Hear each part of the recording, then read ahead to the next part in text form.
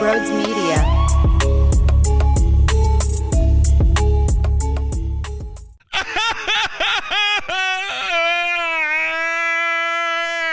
I can't do this. I can't do this. Welcome on in, everybody. If you are new to the channel, hello. Welcome. Make sure you hit the subscribe button and the thumbs up button as well. I greatly appreciate it. You can take me on the road with you by going to Apple Podcasts, Spotify, searching Sports Talk with Broads. Leaving a 5-star rating and a review goes a long, long way, but you can take me on your car rides. There's nothing better in life. And lastly, down below, the information is there for you to join the memberships here on YouTube, where you get access to Coffee with Broads twice a week and access to our Discord channel, where we get to chat 24/7 with the whole entire membership community. It's a lot of fun, so make sure you check out all that information. Thank you guys so much, and enjoy the sad show. This is a nightmare. A fucking nightmare.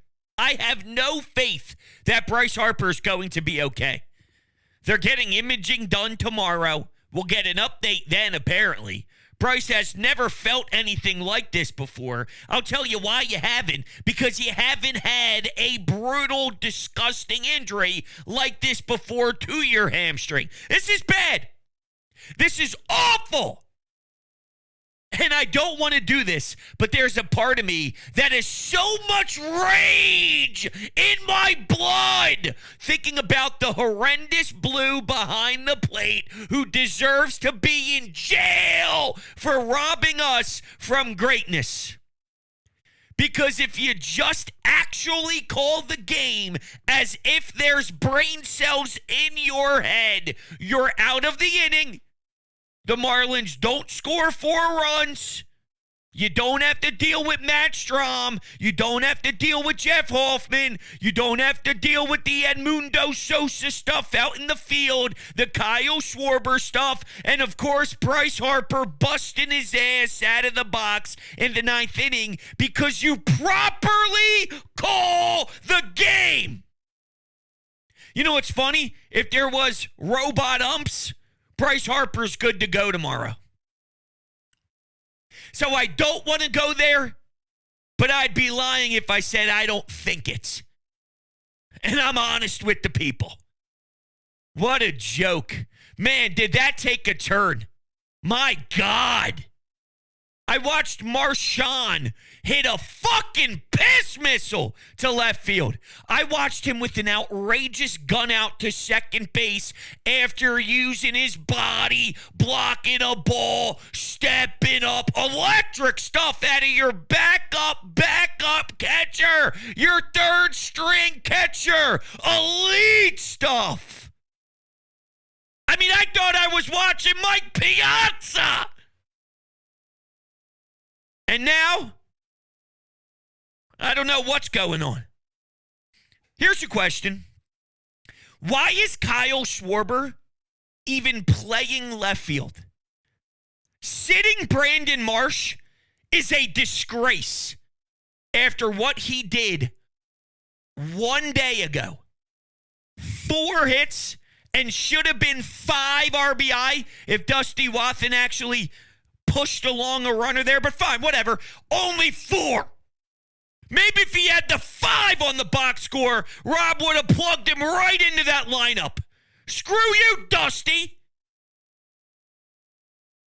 The point of Kyle Schwarber is to mash and to get him off his feet as much as humanly possible. Watching Brandon Marsh rake, and then to think to yourself, the best move is to remove him from the game and not have him play the following day to try and build off of that confidence is stupid. Stupid.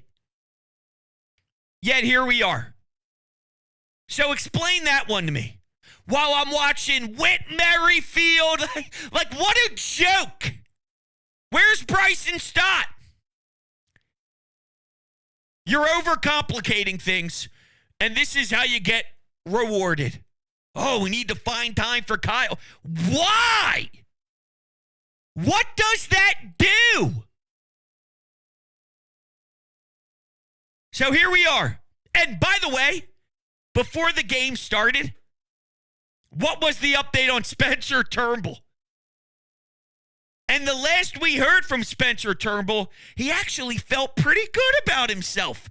I'm not too worried about it. Yeah? Well, being not too worried about it apparently equates to 6 to 8 weeks.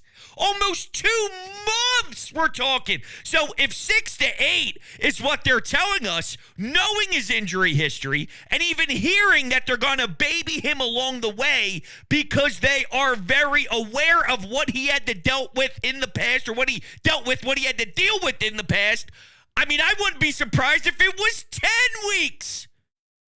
So no JT Realmuto. Kyle Schwarber. We'll find out more tomorrow. Apparently, that one isn't as bad as Bryce's, just from the general feel of tonight. But what am I supposed to do with that when I heard something similar with Spencer Turnbull? So now I don't know where Kyle's status is. I'm feeling kicked in the testicles with this Bryce stuff. MVP Bryce just taken from me like that. He is so must-watch.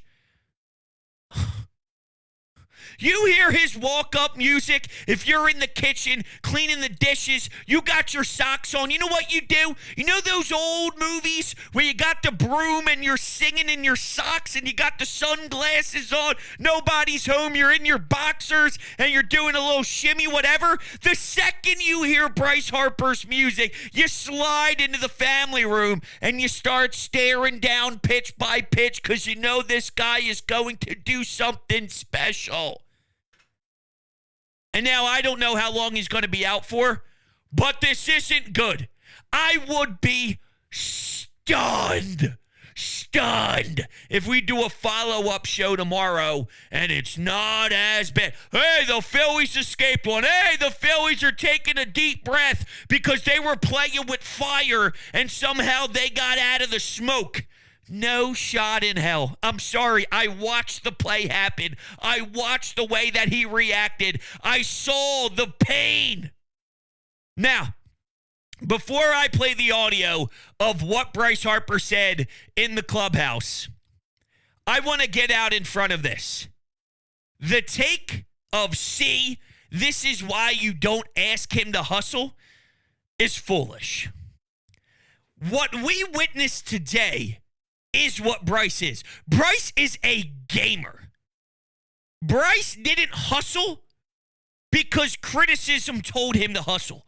Bryce hustles 99.9% of the time. That's why it's bizarre when he doesn't and it gets pointed out. Now, I didn't love the previous time that we witnessed him, dogging it a little bit and all, and I pointed out, but I'm very open. He does so much great stuff that I am not going to lose sleep over maybe a ground out in June. I mean, I don't lose sleep over it. I point it out. I might say, hey, I dislike this.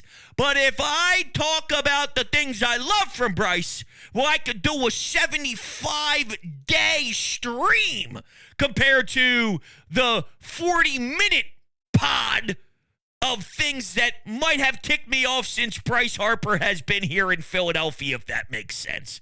So, what Bryce did today wasn't a cause and an effect by recent fans discussing maybe his work ethic. Bryce's work ethic is what we saw today. How many times have you seen him go balls to the wall, going from a single to a double and try and stretch that extra bag, going from first to home, going to first to third, stealing a bag? Maybe when he was playing out in right field, him working his ass off to make a sliding catch in foul territory. Hell, his first game at first base, he's doing a quadruple backflip into the dugout. And they had to change the railing so John Middleton wouldn't lose his valuable piece in Bryce Harper. They made a change to the ballpark because he's always giving you that extra mile. It's odd when he doesn't give you the extra mile, and that's why it's noticeable when he doesn't. But the reason he gave you the effort tonight wasn't due to fans wanting him to work hard in a previous ground ball situation. This is Bryce. Bryce is a gamer. So I'm not knocking him for running extra hard. He did what he was supposed to do. This is what happens in sports, though.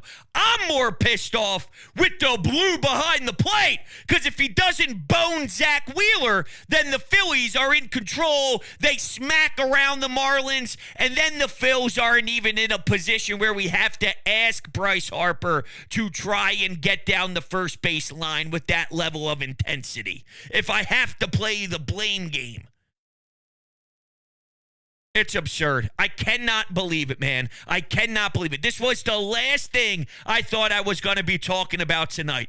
I'm looking ahead at the Flyers draft. We got a 4-game set against the Marlins, and I'm thinking, all right, it's the Marlins, all right? There's not that much juice surrounding this one. Just take care of business. By the way, you start the series off with your ace and with your top dog. This should be a ho-hum series where at minimum you go 3-1. At maximum, you go a 4-game sweep, which is very difficult, but not impossible. And then the Braves get skunked 1-0. They get shut out by the Chicago White Sox. So while they're on a downfall and a skid, dropping a series to St. Louis, starting off a series against Chicago, one of the worst teams ever, and losing, this happens to us. So I can't even take pride in that. I can't even take joy in that because I got kicked in the gut, and I don't know how I'm going to recover. The only way I can recover if there's some miraculous news and we are given a miracle.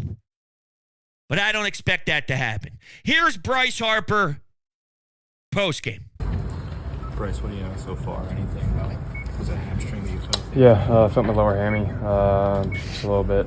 So we're going to get an image tomorrow just to see what that looks like, see how I, kind of feel tomorrow and go from there. You felt anything like that before? Or? No, I haven't. I've never had really any soft tissue injury besides my elbow, so going to see, like I said, what imaging looks like tomorrow and go from there. Gross. Oh, man. I'm trying to see what we got from the Kyle Schwarber sense. The latest I saw from him was a little bit more on the positive train.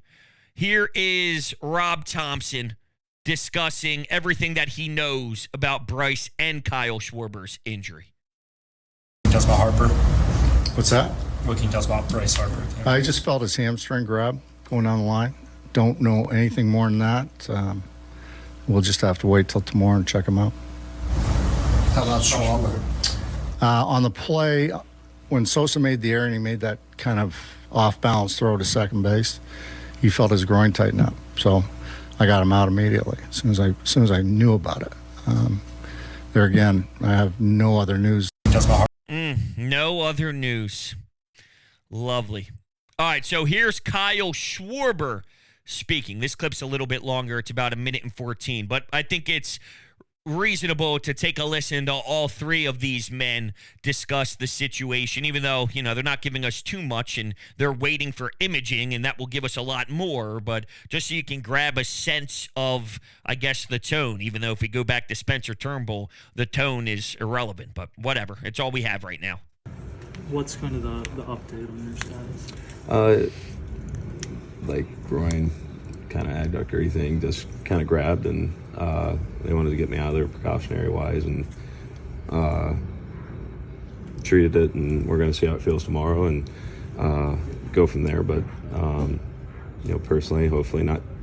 I don't think it's going to be super serious, and hopefully see how we come in tomorrow and see how it feels. Do you feel like you need any imaging of any kind or not? I'm sure we're gonna have to get imaging. So we'll see what's going on. But and go from there. So we'll see what happens. Did it happen on a throw? Yeah, just going down and kind of running towards third after that contact play, and the ball came in the outfield, and reached down barehanded, kind of planted the throw, and that's kind of just when it just grabbed, and from there, and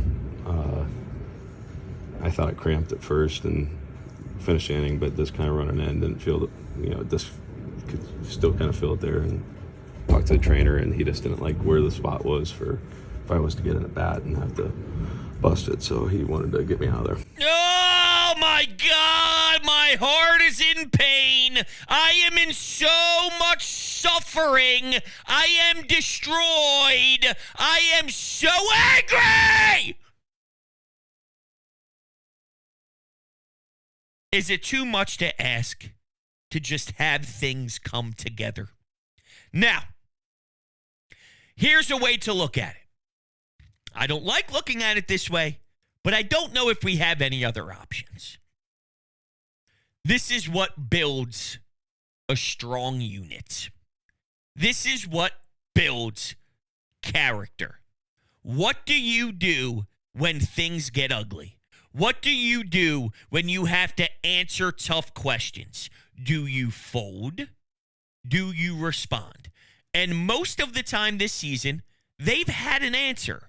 But I do wonder if you need a billion answers at once, at some point does reality settle in? Meaning, if you look at this from a big picture at your lineup, and Kyle Schwarber's missing time, Bryce Harper's missing time, JT Realmuto is missing time. Your fifth starter spot right now is thrown up in the air and questionable because, well, Spencer Turnbull is not going to be here for you. Taijuan Walker is dealing with that inflammation, that blister. So that's also just lost in the sauce. But your starters 1 through 4 is so significant and so strong. And I know today was a bad day for your pen, but overall, your bullpen is super sharp. This is just what happens sometimes. This is just how it goes once in a while, where everybody you select, whether it's Hoffman, whether it's Strom, it's not good work. And something in the air is just a tick off, making everybody out of whack.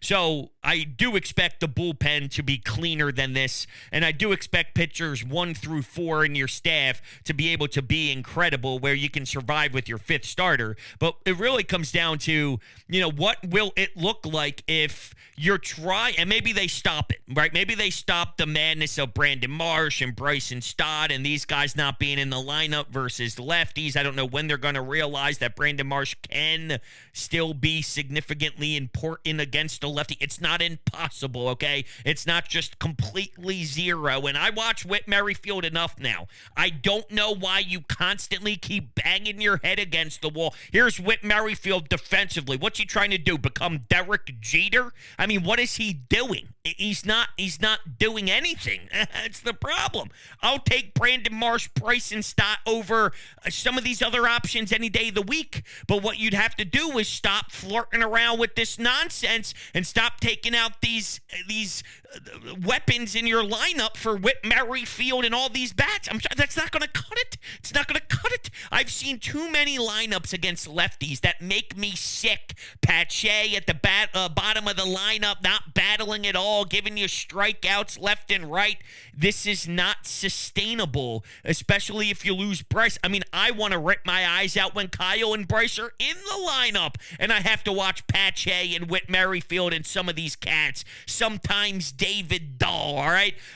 I don't want to do it when we have our big guns available, let alone what it will look like without. So guess what? I'm looking at you, Nick. I know that sometimes I try to salvage this thing by asking you to not have as much pressure. And if you could bat 7th in the lineup because everybody's healthy and you don't have to be the big stick to knock in runs, well, guess what? Now we have to give more focus on you. whether you like it or not, because you get paid the big bucks, and unfortunately, guys like Whit Merrifield can't play. Some of these other options can't do it. So how is the team going to manage to pop in a few runs across the board? It's time for you to hit a home run. It's time for you to hit 2 doubles. It's time for you to step up and put the team on your back when you are going to miss significant power in this lineup. So it sucks for him because I don't think that suits him best. I watched him in Baltimore when he was batting second,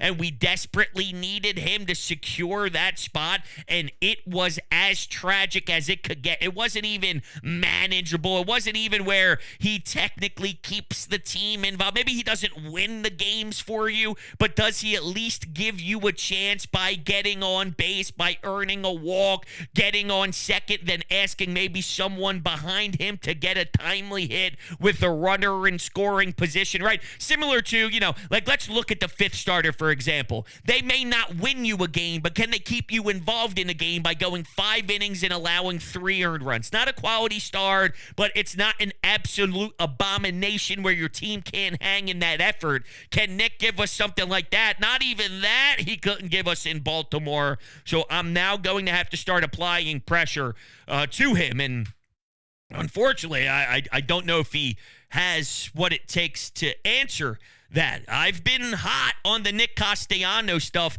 as of late, but the reason why I feel I have trust in him is because I was putting him in a role that was lesser than the original thought of the contract. It was, how can we survive with this horrible deal and still make it worth it? Well, he needs to bat 7th and let Bohm knock in the runs. Let Bryce be the MVP guy. Let Kyle Schwarber lead off and cook. It was more about the others that would just allow the game to come to him naturally. And I do feel it's still in there.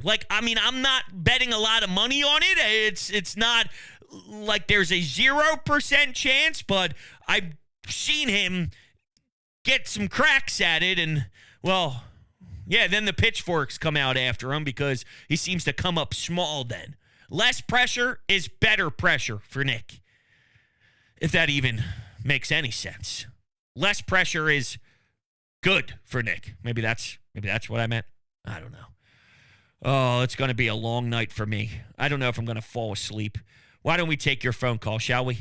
Bros, oh my God. Oh my God. Bryce Harper limping at the final play of the game. I just don't know how it keeps happening to our sports teams over and over and over and over and over again. Every time we have a player performing at an MVP level, they get hurt. Carson Wentz would have been the MVP in 2017, and then he got hurt. Jalen Hurts would have been the MVP in 2022 and then he got hurt. Joel Embiid would have been the MVP last year, and then he got hurt.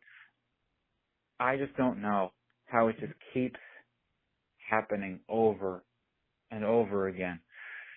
And now I got to watch Pache play every day, and oh my God. Oh my God. Don't feel good right now. Don't feel good. This sucks. This absolutely sucks. You shouldn't feel good. I'm not going to sugarcoat anything and try and put lipstick on a pig. This blows. Now, there were 2 individuals that you brought up there. Carson Wentz in 17, Jalen Hurts in 22. Different scenarios, but hear me out. Even though I just told you to feel horrible. They did win the Super Bowl in 17. The Braves did win the World Series when Ronald Acuna Jr. went out the first time around. Maybe it was just a miracle. Probably was. Nick Foles is not that good. He outdueled Tom Brady. It'll never make sense. But the example you brought up first resulted in a championship. Now, the second example you brought up, 2022.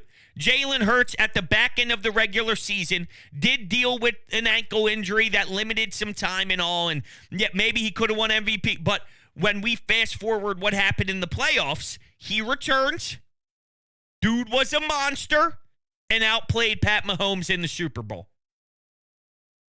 So I guess it's all not lost. How much do I really feel great right now, though, throwing that into the atmosphere? Not that great. No, not that great. Not that great. Not that great. Not that great at all.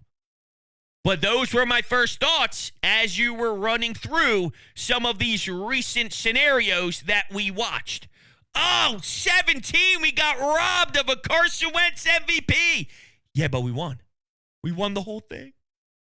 22, Jalen Hurts. My guy was on a mission and looked like the next best star, and they came up just shy.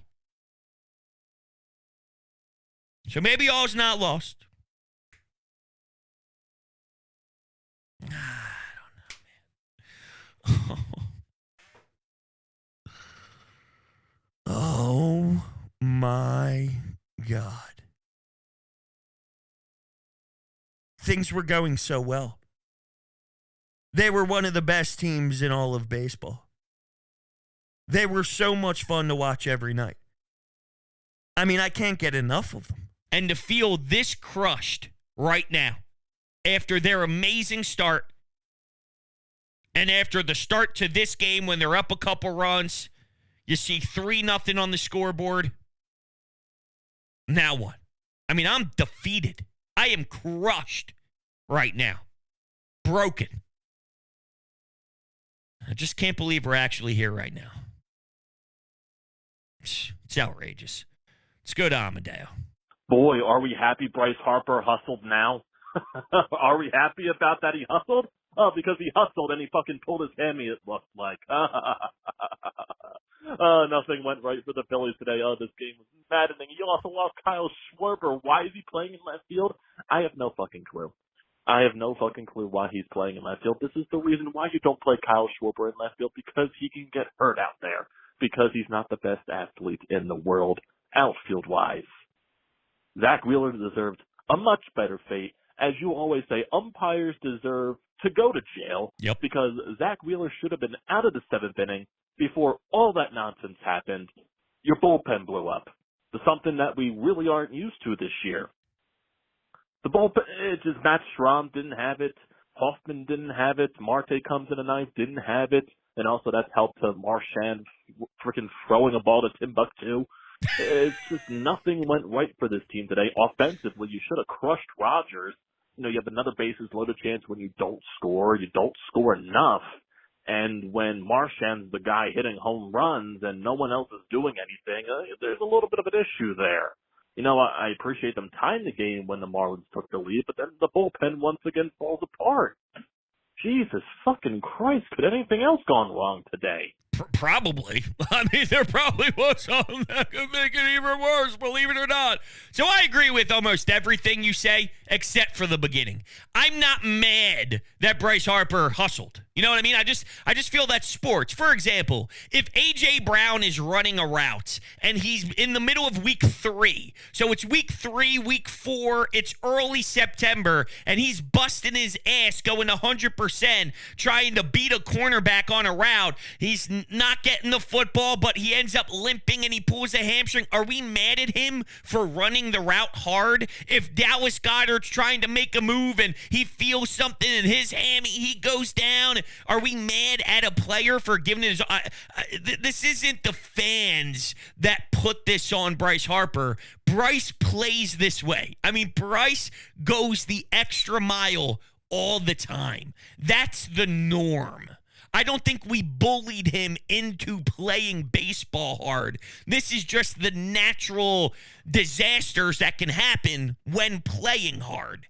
So that's how I see it, just from the hustling aspect. But everything else, you're so right. Why is Kyle Schwarber logging in minutes in left field? It's a joke. And you're right, too, that the fact that this team had the balls to tie it up within seconds. I mean, you go down 4-3, and then within a second, it's 4-4.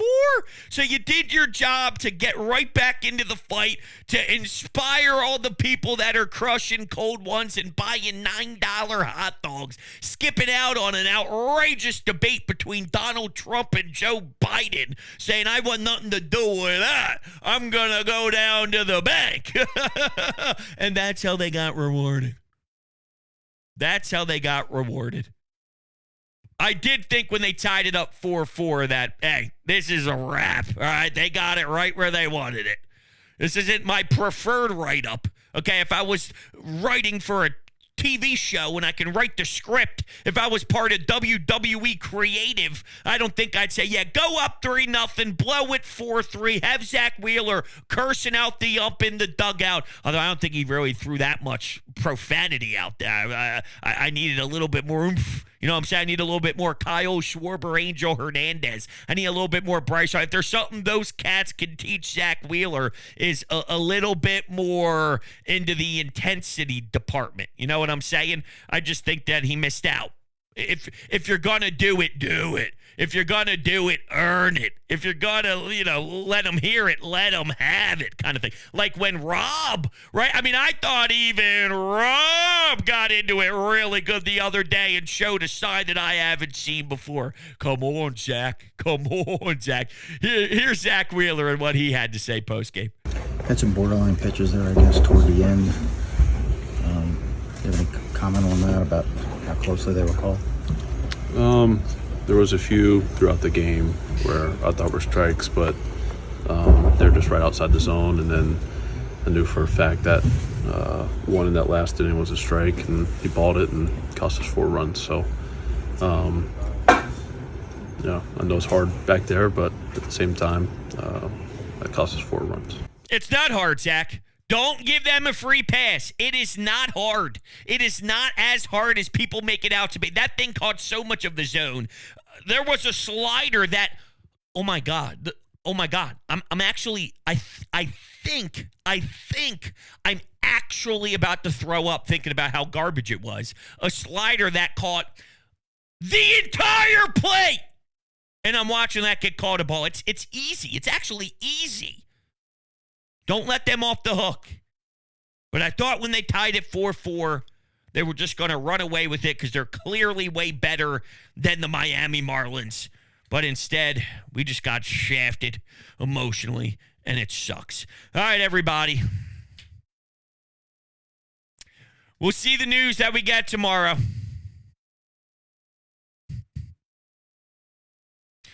We'll see what happens. Talk to you guys then.